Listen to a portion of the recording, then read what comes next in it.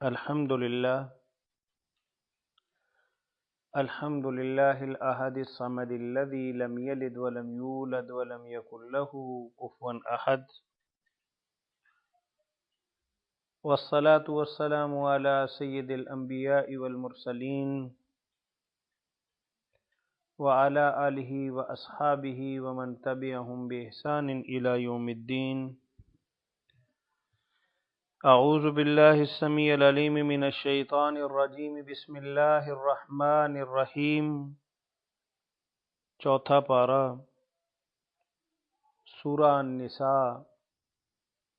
اور آیت نمبر 20. وَإِنْ أَرَدْتُمْ اسْتِبْدَالَ زَوْجٍ مَكَانَ زَوْجٍ وَآتَيْتُمْ إِحْدَاهُنَّ قِنْطَارًا فَلَا تَأْخُذُوا مِنْهُ شَيْئًا أَتَأْخُذُونَهُ بُهْتَانًا وَإِثْمًا مُبِينًا وَكَيْفَ تَأْخُذُونَهُ وَقَدْ أَفْضَىٰ بَعْضُكُمْ إِلَىٰ بَعْضٍ وَأَخَذْنَ مِنْكُمْ مِيثَاقًا غَلِيظًا وَلَا تَنكِحُوا مَا نَكَحَ آبَاؤُكُم مِّنَ النِّسَاءِ إِلَّا مَا قَدْ سَلَفَ إِنَّهُ كَانَ فَاحِشَةً وَمَقْتًا وَسَاءَ سَبِيلًا. معزز سامعین، سورہ نساء اجتماعی اور معاشرتی زندگی کے احکامات سے لبریز یہ سورہ مبارکہ،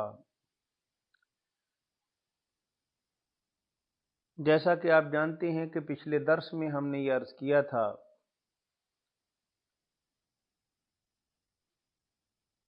کہ عورتوں کو اسلام کے اندر ایک بہت خوبصورت مرتبہ اور مقام اور حیثیت حاصل ہے. اس کے حقوق کا، واجبات کا، اس کے مرتبے اور مقام اور حیثیت کا اللہ وحدہ لا شریک نے، چونکہ عورتیں بھی اللہ ہی کی مخلوق ہیں اور اس کائنات کے اندر اللہ وحدہ لا شریک نے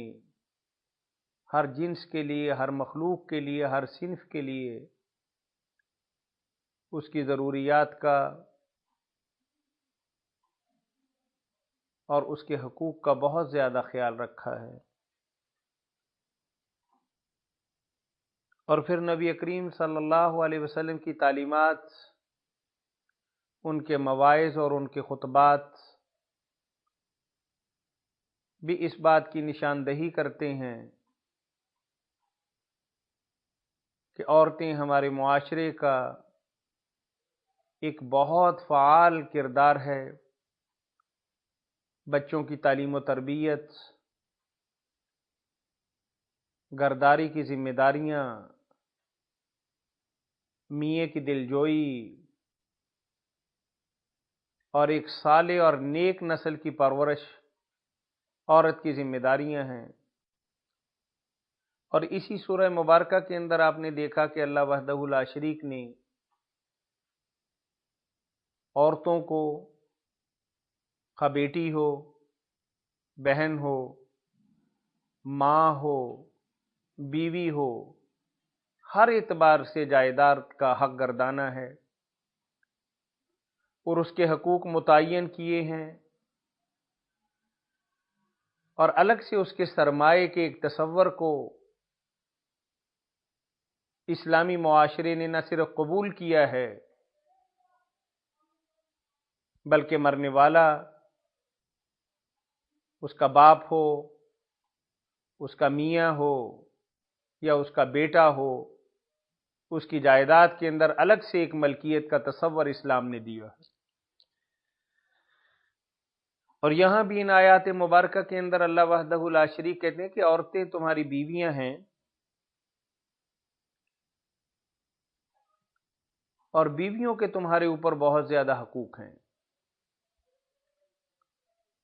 اور اگر تم نے شادی کرتے وقت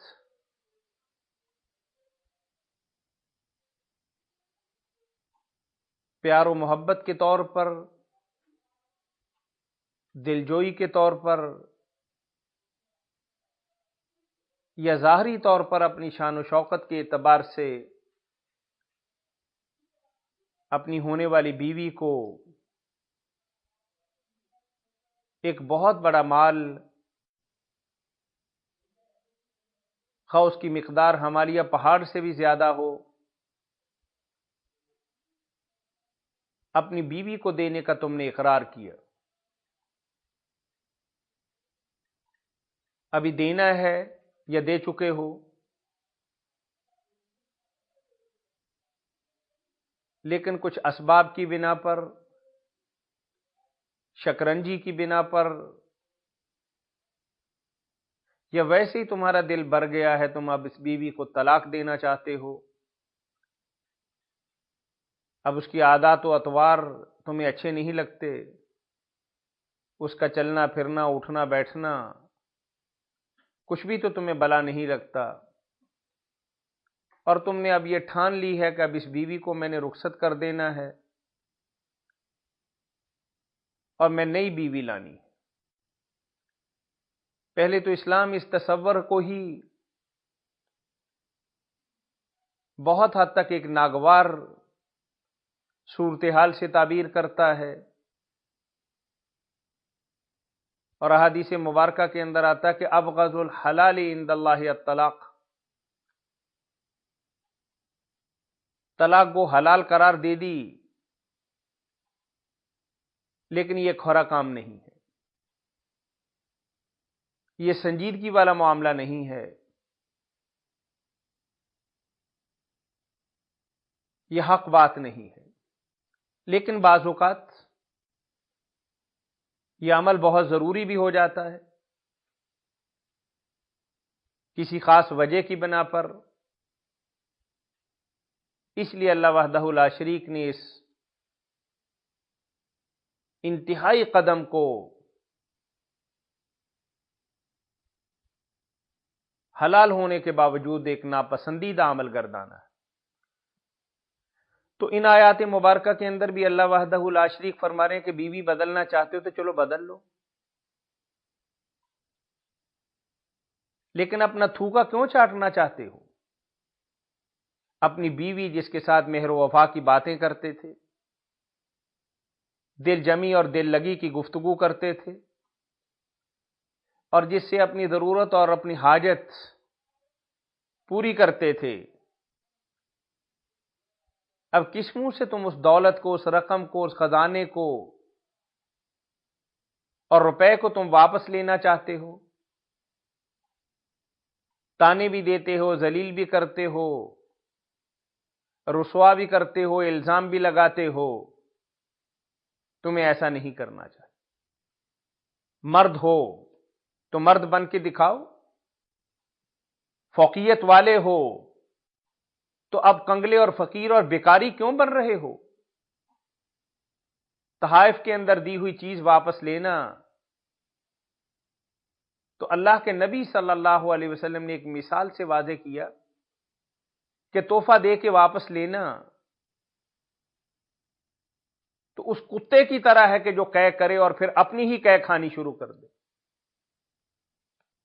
یعنی کتنا گناونا اور گندا اور قابل نفرت عمل کے ساتھ اللہ کے نبی صلی اللہ علیہ وسلم نے تشبیہ دی ہے۔ اور آپ دیکھیے کہ ایک آدمی اپنی جیون ساتھی، جس کے بارے میں قرآن کہتا ہے کہ انتم لباس لہن وہن لباس لکم، اور پھر قرآن نے بہت ہی لطیف انداز کے اندر کہا کہ بھئی تم نے اپنا آپ اس کے سپرد کر دیا اور اس نے بھی اپنا آپ تمہارے حوالے کر دیا۔ اب کو پردے والی بات تو رہی نہیں، یکجان دو قالب، ہر اعتبار سے تم اس کے جیون ساتھی ہو، ہر چیز تو تم اس کی دیکھ چکے، اس کے وجود سے تم فائدہ حاصل کر سکے، اگر آج تمہارا دل اس کے ساتھ میل نہیں کھاتا تو دولت واپس لینے کا، سرمایہ واپس لینے کا اور دیا ہوا حق مہر واپس لینے کا اللہ کہتے کہ تمہیں کوئی اختیار نہیں ہے اور کوئی حق نہیں ہے۔ اگر تم ایسا کرو گے تو ظاہر ہے کہ الزام لگاؤ گے، بری بات کرو گے، یہ کتنا گھناؤنا اور گندا جرم ہے، اسلام تمہیں اس سے منع کر رہا ہے۔ اور پھر اللہ نے کہہ دیا